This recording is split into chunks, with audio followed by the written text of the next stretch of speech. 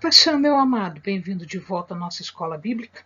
E hoje nós fechamos o livro de Primeira Crônicas. Então, esse é o nosso terceiro vídeo. Ele fecha o livro de Primeira Crônicas porque é um livro que tem 29 capítulos e nós conseguimos fechar desta forma. Então vamos lá, pede ao Senhor discernimento, entendimento, conhecimento, sabedoria, pede a Ele proteção para que nós possamos desvendar dos seus mistérios. Muito bem, nós já estamos adiantados no reino, nós já estamos falando do final da vida de Davi e de todos os últimos preparativos para o templo, as últimas coisas que Davi está fazendo.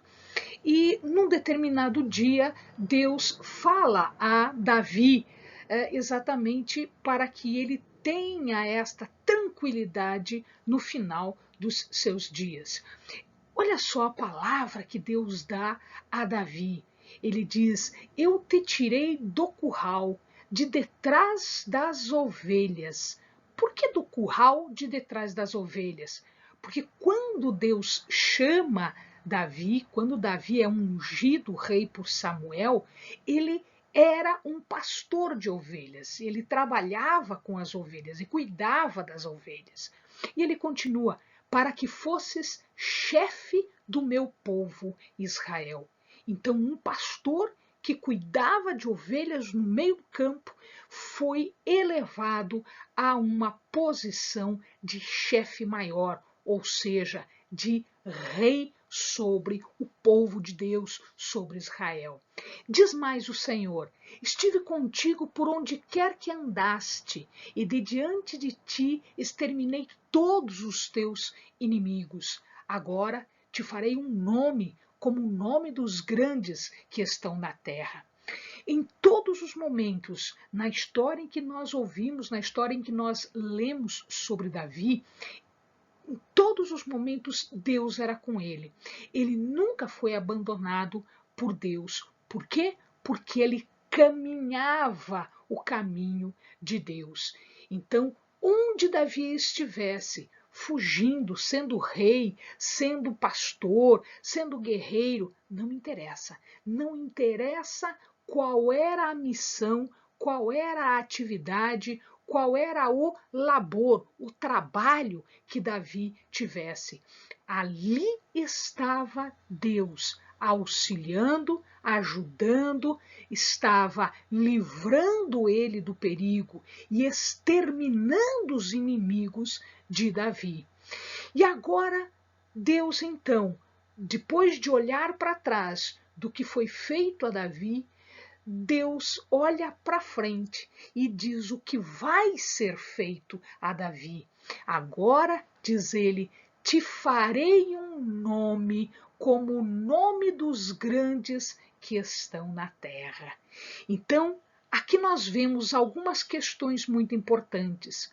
Quando Deus está conosco, ele subjuga os nossos inimigos. Não existe inimigo que nos faça frente, que nos faça mal, porque ele subjuga, ele domina os inimigos. Ele edificaria uma casa para Davi. E este é o objetivo do livro de Crônicas, é falar que mesmo depois do cativeiro babilônico, existia um resto, existia uma descendência. E que descendência? A descendência de Davi, da tribo de Judá. Então ele edificaria uma casa, existiriam reis ainda na casa de Davi e ele teria uma descendência. E nós vemos que lá no Novo Testamento, quando nós falamos dos ascendentes, dos que vieram antes de Jesus, nós vamos ver que Jesus está na linha da descendência, na linha sucessória de Davi. Ele confirmaria o reino, o trono para sempre. Inclusive, nós vemos aqui Jesus ocupando este lugar, ocupando o trono de Davi eternamente agora. Eternamente agora. Deus seria um pai para Davi e Davi seria um filho para Deus e ele nunca retiraria seu amor de diante de Davi. E isso nós vamos ver no seguir da história, principalmente no livro 2 de Crônicas, nós vamos ver que Deus poupava o povo por amor a Davi. Isto é super importante para nós. Muito bem, no livro nós temos aqui algumas vitórias de Davi, algumas questões que ele resolveu para que Salomão, que lhe sucederia, tivesse a paz necessária para a construção do templo. Então, se o amado observar aqui, Israel está nesta colocação aqui, esse cor de rosinha bem clarinho aqui, Israel, e nós vamos ver, na época de Davi, né? E nós vamos ver, ele está cercado de outros povos. Em 1 Crônicas, assim como nos livros de Reis e Samuel, vai ser contada a história das vitórias de Davi.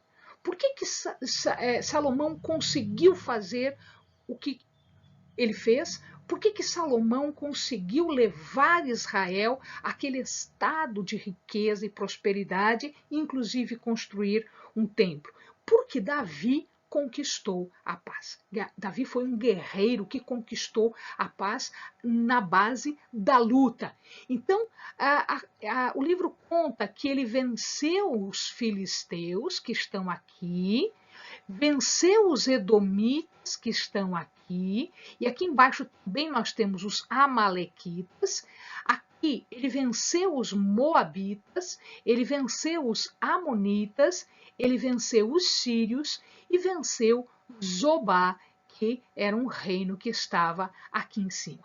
Ou seja, ele conquista a paz em todo o entorno de Israel. Agora lembrem uma coisa, amados, toda vez que um exército ia à guerra, quando ele vencia, ele pegava o que se chama de espólio de guerra. Davi fez isso. Davi pegou muita riqueza dos povos vencidos. O que ele fez com toda essa riqueza? Nós vamos observar que ele deixou para a construção do templo. Os amados vão ver os números que são muito grandes, exatamente porque ele pegou isso tudo dos povos vencidos, dos inimigos. Davi pede para construir o templo. Por que Davi não constrói o templo? Os estudiosos nos dão 4 razões, inclusive quando nós lemos a palavra, nós vamos encontrando estas razões pelas quais Davi não constrói o templo. Então, veja lá, a primeira razão pela qual ele não vai construir o templo é exatamente o tempo. Amados, nós temos um tempo para tudo, um tempo para fazermos as coisas que nós devemos fazer, as coisas que nós temos que fazer. Davi não estava no tempo da construção do templo, mesmo porque Davi ainda tinha algumas coisas para fazer, para terminar, antes que o templo fosse feito. E o templo demandava um trabalho muito grande, um tempo de vida que Davi não tinha. Em segundo lugar, a pessoa de Davi. Existem missões que nos são dadas que poderiam ter sido dadas para outra pessoa, mas não é esta a escolha de Deus. Deus escolheu Salomão para a construção do templo e não Davi. Davi, Deus escolheu para outras atividades, outro ministério, e não este ministério. Uma outra questão era a provisão. Era preciso ganhar tempo conquistando paz, deixando o reino em paz, para que se pudesse pensar na construção do templo e não defender o território. Então Davi fez isso. Davi construiu a paz em torno do reino, que era para que quando Salomão subisse ao trono, ele tivesse tempo suficiente, ele tivesse cabeça suficiente para pensar no templo e não pensar em guerra. E uma outra questão é a propriedade moral. Davi, muito cedo na vida, começou a sua missão de guerreiro. Davi era um guerreiro. E para ser um guerreiro naquela época, era necessário matar.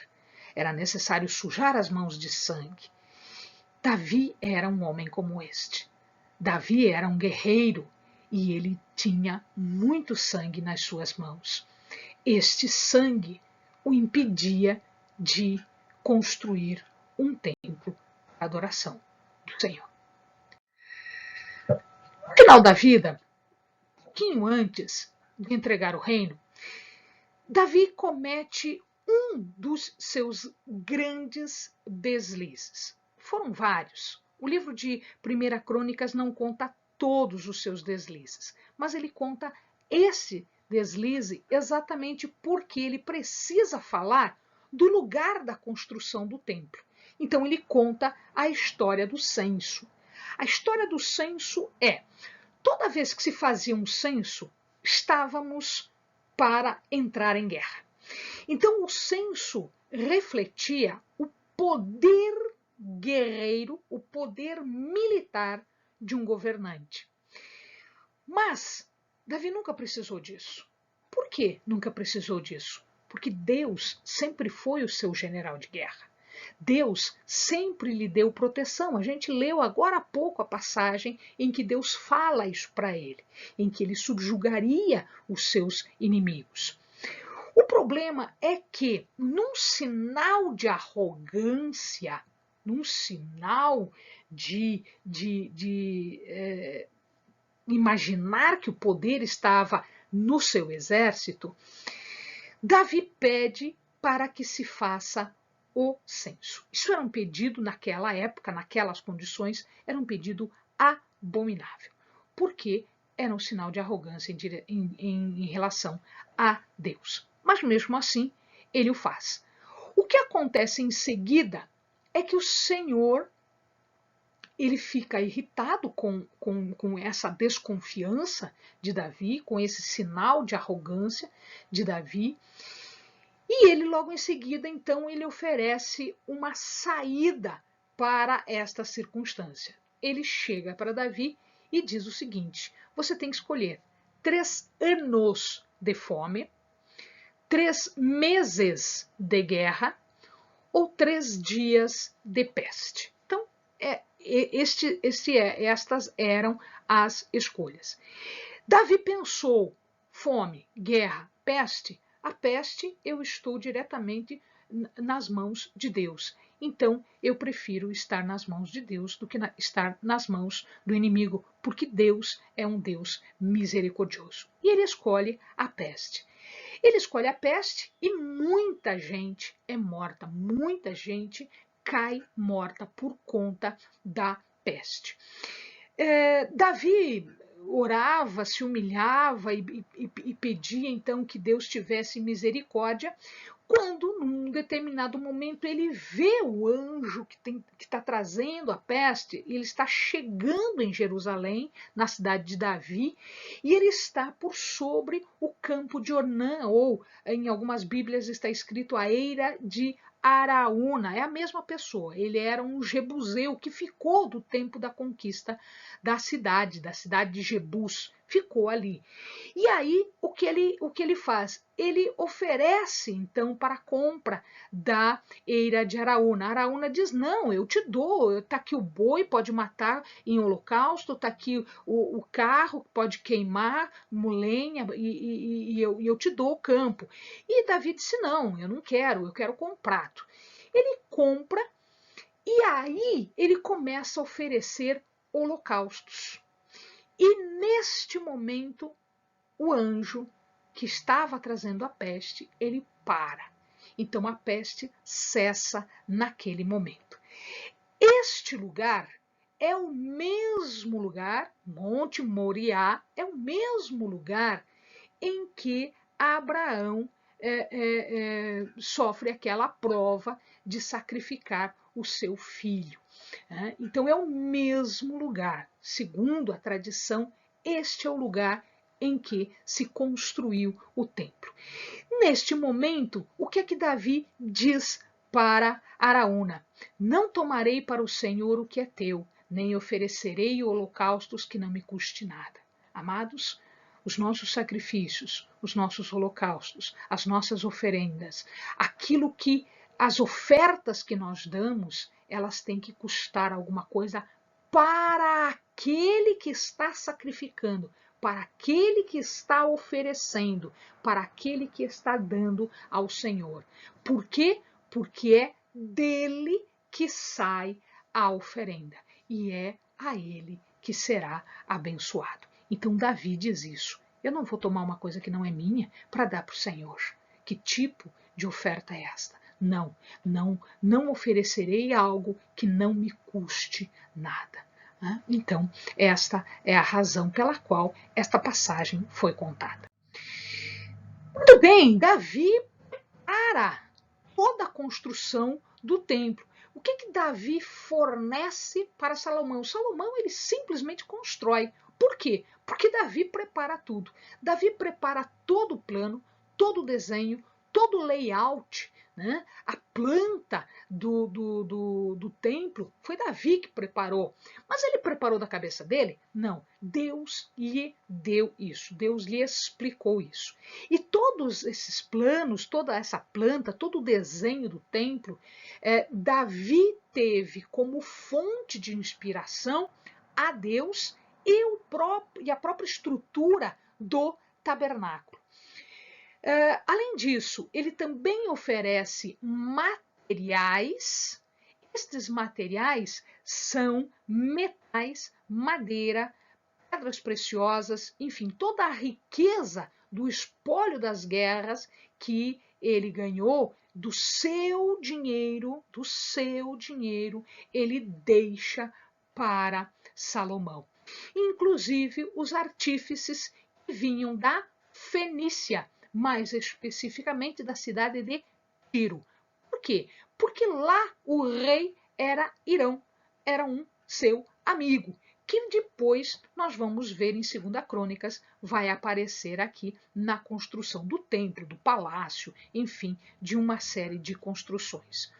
Ele fornece ferro, bronze, só de ferro e bronze não tinha conta, a quantidade que existia não tinha conta. Né? Eram metais mais baratos, então, portanto, não se contava. De prata, só Davi, ele pessoalmente, deixou 37.500 toneladas de prata. Gente, isso é muita coisa. De ouro, 3.700 toneladas de ouro. Só dele. Estas contas nós fazemos com base naquilo que o livro nos trata, nos faz. Diz o livro, depois que Salomão constrói, que sobrou material. Sobrou material. Madeira era madeira de cedro do Líbano, vindo das florestas próximas a Salomão foi o escolhido por Deus para construir o templo. Isso vai acontecer no livro 2 de Crônicas. A gente vai ver mais para frente. O nome Salomão, né, ele tem uma raiz que é Shalom. Jerusalém, Shalom, Salomão. É a mesma raiz. O que quer dizer isso? Paz. Então, veja, as escolhas de Deus eles têm um sentido. Olha aqui, a oração de Davi para Salomão, quando ele entrega todo esse material, quando ele entrega os planos para a construção do templo. Então, Davi ora e abençoa Salomão para que essa empreitada, esse trabalho seja bem feito. Ele diz assim: o Senhor te dê prudência e entendimento quando te colocar sobre Israel, a fim de que guardes a lei do Senhor teu Deus. Ou seja, ele já estava adiantando que Salomão era o escolhido como rei para suceder a Davi. Então prosperarás se tiveres cuidado de guardar os estatutos e os juízos que o Senhor mandou a Moisés acerca de Israel. E no início da vida, né, de Salomão, isso realmente aconteceu, tanto é que Israel foi muito próspera, foi muito abençoada. Esforça-te e tem bom ânimo, não temas, nem te desalentes. Por que ele está dizendo isso? Porque o trabalho de construção do templo era um trabalho muito grande, era um trabalho penoso, árduo, e ele estava deixando isso nas mãos de Salomão, que era novinho, ele tinha 20 e poucos anos quando assumiu esse encargo. Levanta-te, diz Davi para Salomão, levanta-te e faz a obra. Amado, Deus te fala isso muitas vezes. O trabalho é grande lá na frente? O trabalho é grande lá na frente. Mas mais de uma vez o Senhor nos diz isso. Levanta-te e faz a obra. Põe-te de pé e faz o que tem que ser feito. Mesmo que seja difícil, mesmo que seja penoso. Sabe por quê? O Senhor seja contigo. Não interessa o trabalho que nós façamos, se o Senhor está conosco, esse trabalho será facilitado em um monte. Não está convosco o Senhor vosso Deus e não vos deu repouso ao redor? Então não tinha nada que reclamar Salomão para fazer aquilo que estava sendo dito para ele fazer. Muito bem, Davi, antes de morrer, ele chama Salomão, chama as pessoas e começa então a distribuir as suas mensagens, as suas orientações. Isso era muito comum. Toda vez que um patriarca morria, ele chamava os seus herdeiros e ele dizia o que tinha que ser feito. Olha que coisa interessante que eu chamo a atenção dos amados. Diz a palavra que Davi estava velho e cheio de dias. Davi tinha 70, 80 anos, velho, outros eram velhos, muito mais, né, do que Davi. 70 anos, 80 anos, não tão velho assim. Mas olha que coisa interessante, ele está dizendo cheio de dias. Por que ele diz velho e cheio de dias? Não é a mesma coisa? Não, espiritualmente é diferente. Velho é a quantidade de anos que nós sobrevivemos, fisicamente, naturalmente. Cheio de dias quer dizer que espiritualmente aquele dia ou aqueles dias foram vividos na presença de Deus. Deus só conta os dias que são vividos na sua presença. Então, quando ele diz que Davi estava velho e cheio de dias, significa que ele viveu na presença de Deus por muitos dias. Ele deu instruções sobre os levitas. Eles tinham que ter, para entrar no trabalho dos levitas, ele tinha que ter pelo menos 30 anos. Eles eram repartidos em turnos, eram 24 divisões, 24 turnos. Os cantores eram dentre os filhos de Asaf, Emã e Jedutum. Os porteiros dentre os filhos de Coré e Asaf. Coré e Asaf você conhece, são os que escreveram alguns salmos. Coré também fazia cânticos na presença do Senhor. Ele designa tesoureiros e também existe parte dos levitas que faziam conjunto com o exército de Israel. Eles eram levitas, eles eram da tribo sacerdotal, mas eles também iam à guerra, eles também eram guerreiros fazendo parte do exército. O povo então foi conclamado a contribuir além do que Davi tinha contribuído, o povo também achou que deveria contribuir. E aqui, olha lá, amados, quando o coração está com o Senhor, como as coisas funcionam bem. Juntando tudo que o povo deu, foi 170 toneladas de ouro. Além dessas toneladas, 10.000 dracmas, que eram moedas de ouro, que dá mais ou menos 34 toneladas. Então, só de ouro deu mais de 200 toneladas de ouro. 10.000 talentos de prata, o que deu 340 toneladas. Talentos de bronze, 18.612 toneladas. E 100.000 talentos de ferro, 3.400 toneladas de ferro.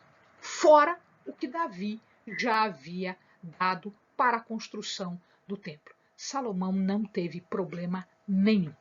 Tinha os planos, tinha dinheiro, tinha o material, né? Tinha a mão de obra, tinha os trabalhadores, então ele fez apenas a construção. E aqui eu deixo, para fechar este livro, o livro de 1 Crônicas, eu deixo estas passagens que são significativas. Veja só a oração de Davi um pouco antes dele morrer.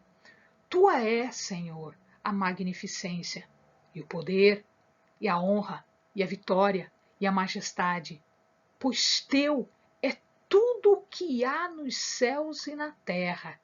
Teu é, Senhor, o reino, e tu te exaltaste sobre todos como chefe.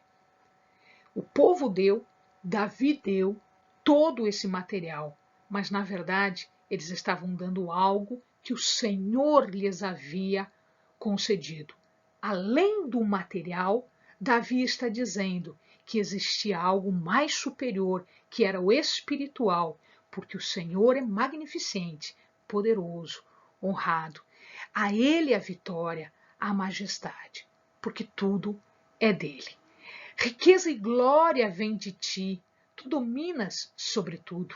Um rei falando isso do seu rei, que é Deus. Nas tuas mãos há força e poder para engrandecer e dar força a tudo. Tudo vem de ti e somente devolvemos o que veio das tuas mãos.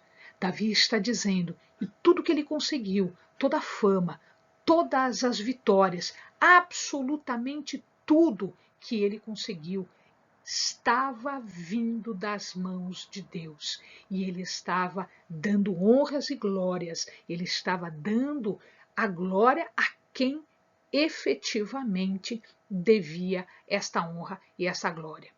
Bem sei eu, meu Deus, que tu sondas os corações e que te agradas da integridade. Amém, amados? Bons estudos.